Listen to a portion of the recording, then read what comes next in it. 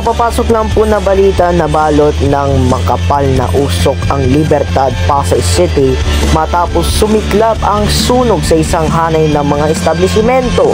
Ang sunog ay tumama sa isang 2 palapag na commercial building bandang 1:00 ng hapon na yung Lunes. At makakausap natin sa linya ng telepono si Radyo Patrol number 20, Rod Cyril de Matera.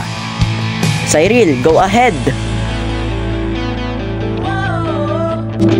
Kaninang 1:36 ng hapon, which kung hindi ako magkakamali, dineklara na ng BFP Pasay na declared fire under control na ang sunog na tumama sa isang commercial structure sa harap ng Capital Harlem, Libertad Corner, Taft Avenue, Barangay 93, Pasay City na yung Lunes lamang.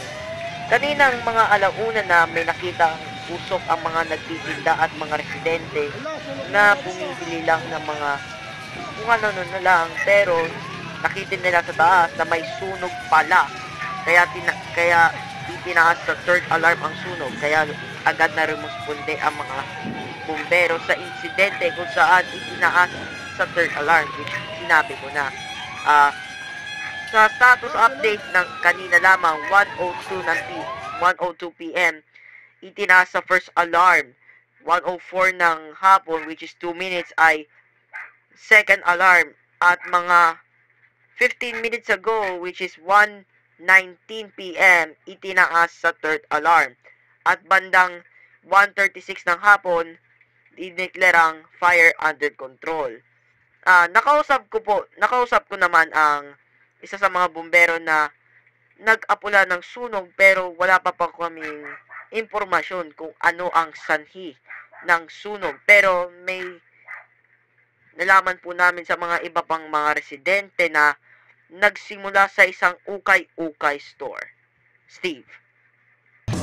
Okay, maraming salamat Radyo Patrol number 20, Rod Cyril de Matera mula dyan sa Pasay.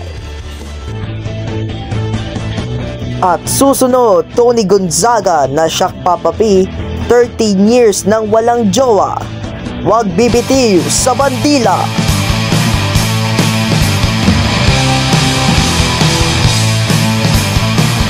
Bye.